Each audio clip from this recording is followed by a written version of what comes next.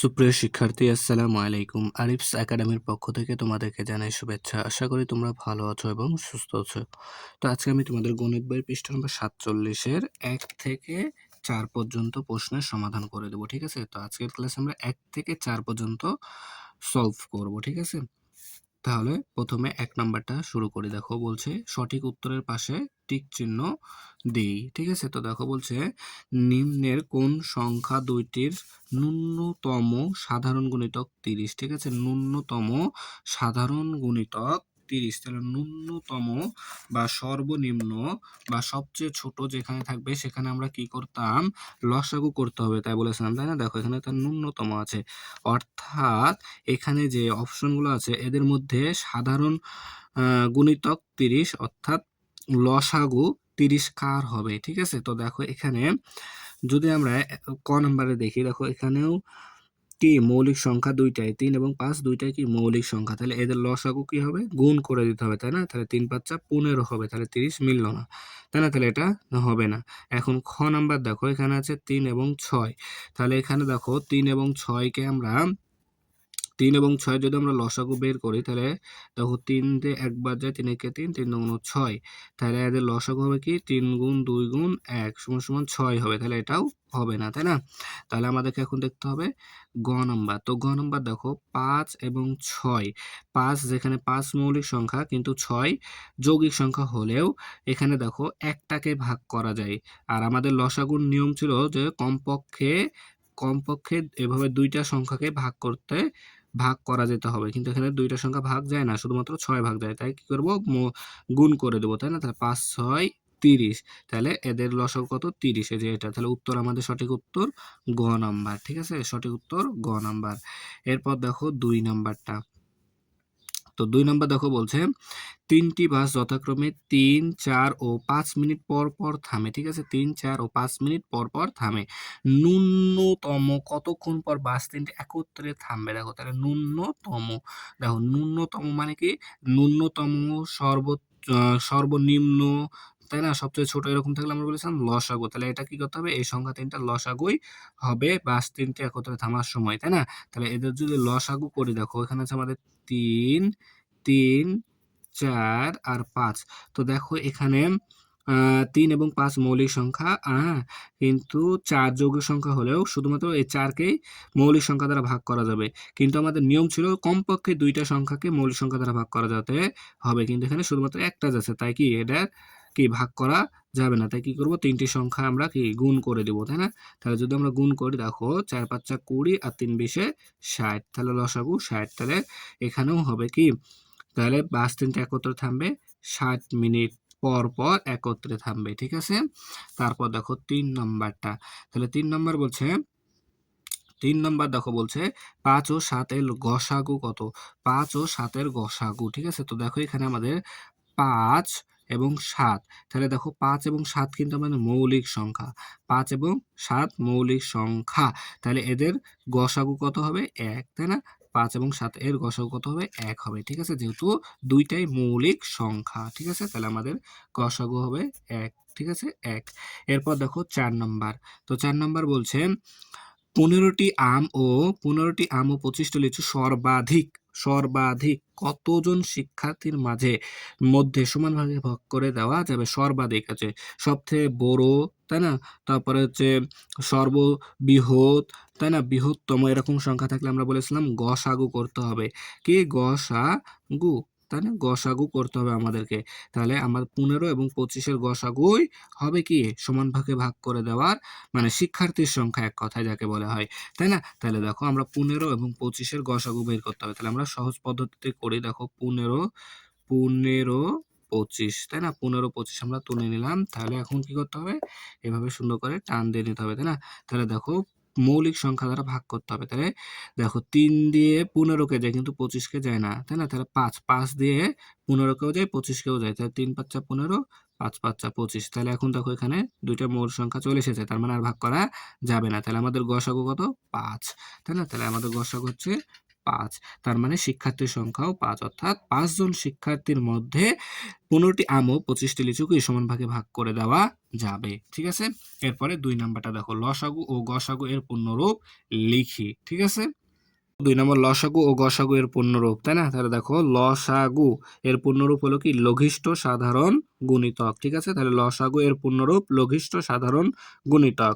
আর গসাগু এর পূর্ণরূপ কি গরিষ্ঠ গরিষ্ঠ সাধারণ গুণনীয়ক, গরিষ্ঠ সাধারণ গুণনীয়ক। ঠিক আছে, এখন 3 নাম্বারটা সমাধান করব। তাহলে দেখো 3 নাম্বার বলছে নিচের সংখ্যাগুলোকে 3 দ্বারা বিভাজ্য কিনা, নিচের সংখ্যাগুলো 3 দ্বারা বিভাজ্য কিনা তা যাচাই করি।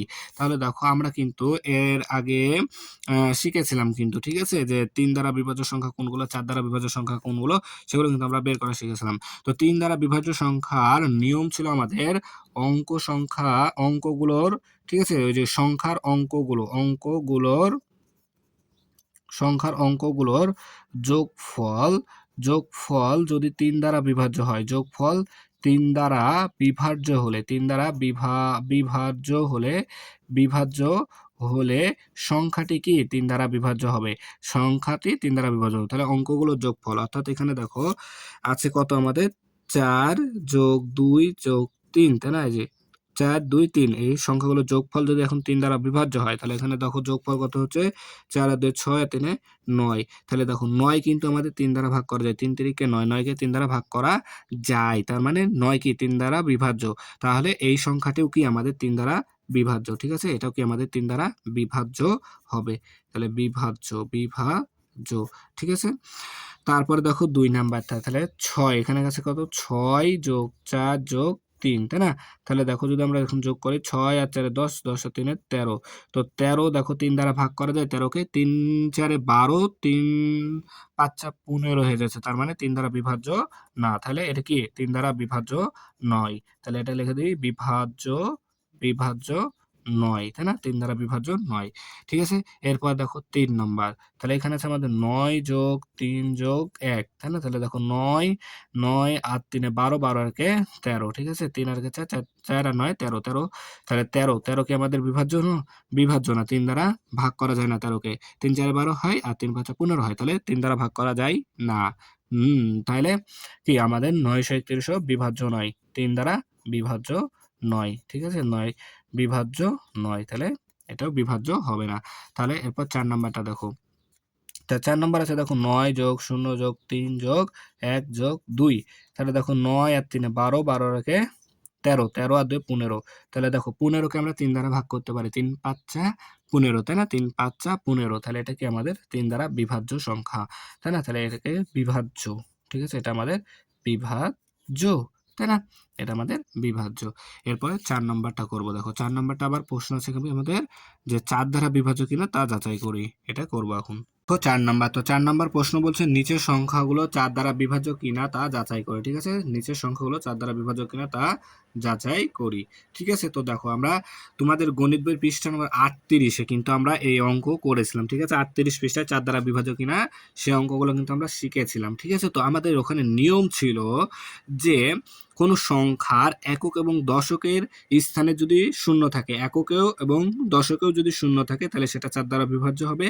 অথবা আরেকটি ছিল নিয়ম, সেটা হচ্ছে যে একক এবং দশকের স্থান মিলে যে অঙ্ক থাকবে তাদেরকে যদি আমরা 4 দ্বারা ভাগ করতে পারি, তাহলে সে সংখ্যাটাও কি হবে, 4 দ্বারা বিভাজ্য হবে, তাই না? তাহলে দেখো এখানে আমাদের 732, ঠিক আছে, তো একক এবং দশকের শূন্য নাই, তাই না? একক এবং দশকের শূন্য নাই, তাহলে আরেকটি রুলস ছিল যে একক এবং দশকের অঙ্ক দুইটা মিলে কি যদি গঠিত সংখ্যা দ্বারা যদি 4 দ্বারা বিভাজ্য হয়, তাহলে সেটা বিভাজ্য হবে। তাহলে দেখো এখানে এককে আছে 2 এবং দশকে আছে এককে আছে 2 এবং দশকে আছে 3, তার মানে এখানে কত দ্বারা আছে আমাদের 32। এই 32 কিন্তু ভাইয়া দেখো 4 দ্বারা ভাগ করা যায় 32 কে, তাহলে 4 আসতে কিন্তু আমাদের 32 হয়। তাহলে 4 দ্বারা যেহেতু 32 বিভাজ্য, তার মানে 732ও কি 4 দ্বারা বিভাজ্য। ঠিক আছে, আশা করি তাহলে এটা বুঝতে পারলা। ঠিক আছে, এটা বিভাজ্য তাহলে। ঠিক আছে, এরপর দেখো 2 নাম্বারটা বলছে 908, তো দেখো এককে আছে 8, দশকে আছে 8, শূন্য, তাই না? তাহলে দেখো এখানে দুইটা মিলে আসছে আমাদের 8, তাহলে 8কে কিন্তু আমরা 4 দ্বারা ভাগ করতে পারি, 4 দুগুণ 8, তার মানে 8 যেহেতু এখানে 4 দ্বারা বিভাজ্য হচ্ছে, তাহলে আমাদের এখানে 908ও কি 4 দ্বারা বিভাজ্য। ঠিক আছে, 908ও কি 4 দ্বারা বিভাজ্য। এরপর দেখো 3 নম্বর। তো 3 নম্বরে আছে কত আমাদের? 3 নম্বরে দেখো এককে আছে 8, দশকে আছে আচ্ছা এককে আছে 8, দশকে আছে 2। ঠিক আছে? তাহলে 2 আর 8 মিলে হয় আমাদের 28, তাই না? তাহলে 28 হয়। তো 28 কে যদি আমরা 4 দ্বারা ভাগ করি, ভাগ করা যায়? তো দেখো 4 7 টা 28। তাহলে 28 কেও 4 দ্বারা ভাগ করা যায়। যেহেতু 28 কে 4 দ্বারা ভাগ করা যায়, সেহেতু এই সংখ্যাটিও কি আমাদের 4 দ্বারা বিভাজ্য। ঠিক আছে? তাহলে এটাও আমাদের 4 দ্বারা বিভাজ্য। ঠিক আছে? তারপরে দেখো 4 নাম্বার। তো 4 নম্বরে দেখো এখানে এককেও আছে 0, দশকেও আছে 0। তো আমাদের নিয়ম কিন্তু ছিলই যে একক এবং দশক স্থানে যদি 0 থাকে, দুটি অঙ্কই যদি 0 হয়, তাহলে সেই সংখ্যাটি 4 দ্বারা বিভাজ্য হবে। তো দেখো এখানে এককেও আছে 0, দশকেও আছে 0। তাহলে এটা কি 4 দ্বারা বিভাজ্য। ঠিক আছে না? 4 দ্বারা এটা বিভাজ্য। তাহলে দেখো আমরা কিন্তু খুব সহজে এগুলো সমাধান করতে পারছি, তাই না? তাহলে দেখো আজকে এ পর্যন্তই। ভিডিওটি ভালো লাগলে অবশ্যই লাইক, কমেন্ট, শেয়ার করতে ভুলবেন এবং পরবর্তী ভিডিও সবার আগে পেতে আমাদের চ্যানেলটি সাবস্ক্রাইব করে রাখো। আল্লাহ হাফেজ। আসসালামু আলাইকুম ওয়া রাহমাতুল্লাহ।